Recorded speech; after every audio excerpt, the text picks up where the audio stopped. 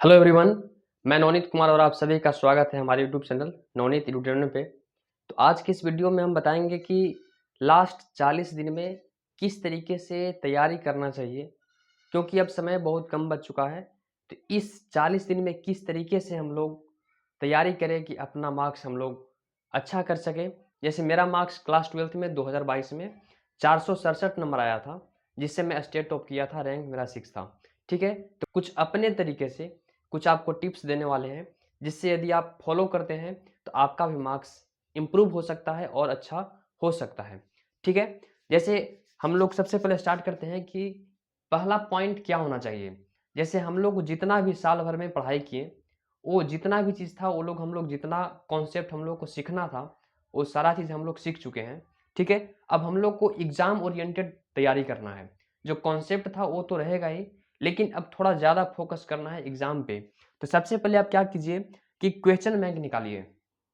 ठीक है, वहाँ से आपको आइडिया मिलेगा कि किस तरीके का क्वेश्चन हम लोग को एग्ज़ाम में पूछता है। ठीक है, तो यहाँ पे देखिए क्वेश्चन बैंक निकालिए और देखिए कि सारे सब्जेक्ट में निकालिए कि फिजिक्स में, केमिस्ट्री में, मैथ में, जिससे भी है। बायो है तो आप बायो निकालिए, आर्ट्स है तो आर्ट्स निकालिए। वहाँ से देखिए कि किस तरीके का क्वेश्चन आपके एग्जाम में पूछ रहा है।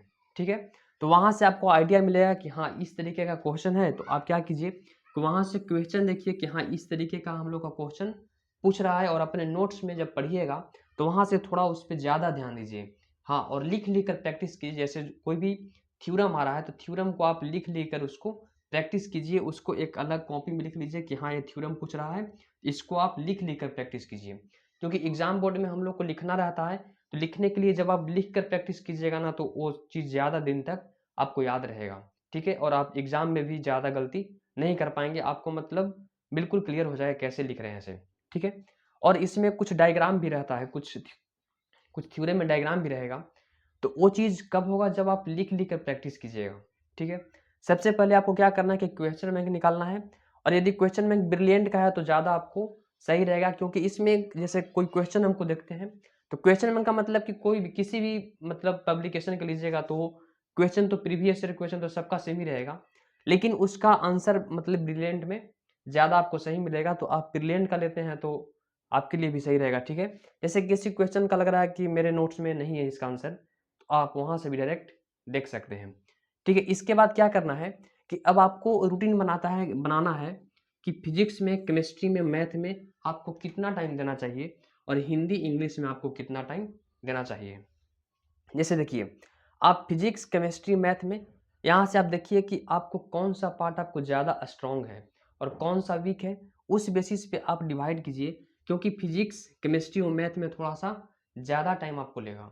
ठीक है, यहाँ से मान लीजिए कि इसका 2 घंटा, इसका 2 घंटा, इसका 2 घंटा, यहाँ पे आप डेली दे रहे हैं 2 घंटा, 2.5 घंटा, इस तरीके से आप इसको थ्योरी पढ़ने पे ज़्यादा ध्यान दे रहे हैं। ठीक है, इसके बाद हिंदी इंग्लिश। हिंदी इंग्लिश यदि मतलब आपको पहले से कुछ पढ़े होंगे तो उसके लिए 1 घंटा, 1 घंटा काफ़ी होगा। ठीक है, तो इस तरीके से आप डेली बेसिस पे उसको पढ़िए, तो आपको मतलब ज़्यादा ईजी होगा थ्योरम को याद करने के लिए, चाहे कोई भी थ्योरी होगा उसको भी याद करने के लिए। और देखिए क्या कीजिए कि मान लेते हैं कि अब देखिए टाइम अब बहुत कम बचा हुआ है, और फिजिक्स में, केमिस्ट्री में, मैथ में चैप्टर बहुत ज़्यादा है। तो क्या करना चाहिए कि देखिए, यहाँ से आप टारगेट बनाइए कि मान लेते हैं कि मेरा टारगेट है कि 5 जनवरी तक, 6 जनवरी तक मेरा मतलब अच्छा से रिवीजन एक बार हो जाना चाहिए। तो क्या कीजिए कि जैसे फिजिक्स में कोई एक चैप्टर उठाइए।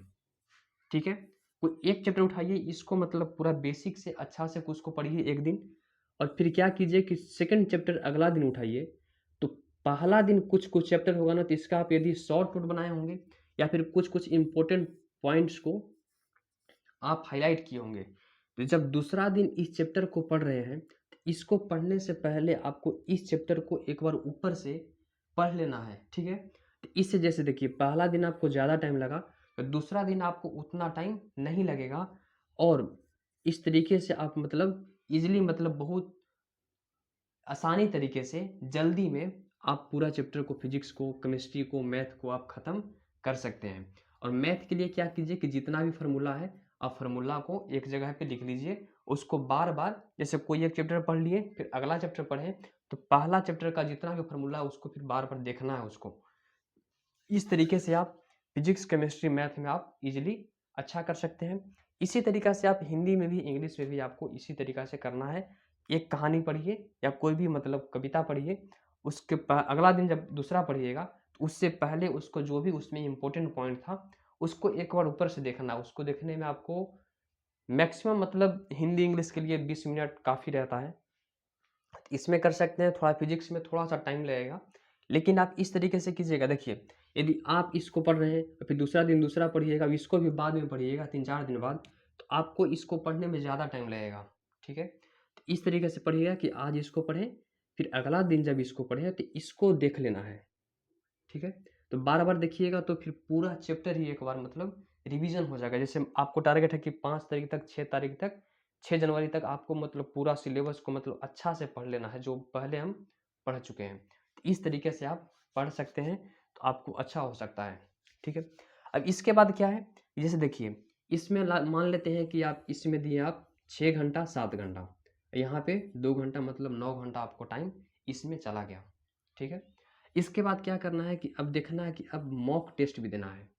तो मॉक टेस्ट आप ऑनलाइन भी दे सकते हैं, या फिर देखिए मॉडल सेट उठाइए और मॉडल सेट में जितना भी क्वेश्चन है उसको आप बनाइए, ठीक है? प्रॉपर तरीका से बनाइए, तो वहाँ से आपको पता चलेगा कि हाँ, इस टाइप के क्वेश्चन में हमको प्रॉब्लम हो रहा है। इसके बाद आप नोट में देखिएगा तो हाँ, वो चीज़ भी आपको खत्म हो जाएगा। मॉडल सेट भी कर सकते हैं या फिर क्वेश्चन बैंक में देखिए, यहाँ से भी आप इसको कंप्लीट कर सकते हैं। अब देखिए ऑब्जेक्टिव के लिए क्या करना चाहिए। ऑब्जेक्टिव के लिए भी मॉडल सेट में आपको दिया रहेगा ऑब्जेक्टिव, तो वहाँ से भी कर सकते हैं, ठीक है? और देखिए क्या करना है, जैसे हिंदी इंग्लिश हो गया, हिंदी इंग्लिश हुआ तो क्या कीजिए कि जब आप सोने जा रहे हैं, तो सोने से पहले मतलब कुछ टाइम निकालिए, और ऑनलाइन अभी बहुत सारा टीचर अभी मतलब अच्छे टीचर पढ़ा रहे हैं कि मतलब उसका ऑब्जेक्टिव का रिवीजन कराते हैं। तो क्या कीजिए कि वन शॉट निकालिए, तो वन शॉट निकालने के बाद आप जितना पे कंफर्टेबल है 1x पे, 1.5x पे, या फिर 2x पे, जितना में आप कंफर्टेबल हैं, वहाँ से आप उसको एक बार देखिए उसको। हर एक चैप्टर को देख सकते हैं, अभी से बहुत टाइम है। यदि आपको मतलब थोड़ा कमज़ोर अभी हिंदी है, इंग्लिश पे उतना वो सब हो जाएगा, अभी 1 महीना टाइम है। तो लास्ट में क्या कीजिए कि उसका 1 घंटा मतलब 1 घंटा में दोनों हो सकता है, यदि आप 2x पे देखते हैं तो। तो यहाँ से आप कंप्लीट कर सकते हैं, कि पूरा कंप्लीट कर सकते हैं, पूरा चैप्टर को कर सकते हैं यहाँ से हिंदी इंग्लिश को। इसी तरीक़ा से आप तो इसको देखना ही है, आपको मॉडल सेट में देखिए, चाहे कुछ ऑब्जेक्टिव का क्वेश्चन आता है वहाँ से भी इसको प्रैक्टिस कर सकते हैं। और अभी सबसे ज़्यादा इम्पोर्टेंट पॉइंट है कि मोबाइल से भी दूरी बरतिए, क्योंकि आपको मोटिवेशन होना चाहिए कि जब आपका रिज़ल्ट आएगा, और आने से मतलब सोचिए कि यदि आपके परिवार में, आपके घर पे इतना खुशी है। और सबसे इम्पोर्टेंट पॉइंट है मोबाइल। अभी ये जो टाइम जो है ना, से आपके लिए बहुत इम्पोर्टेंट है। तो आप अभी क्या कीजिए कि जितना आपको मोबाइल से काम है, उतना काम कीजिए, इसके बाद मोबाइल को हटा दीजिए।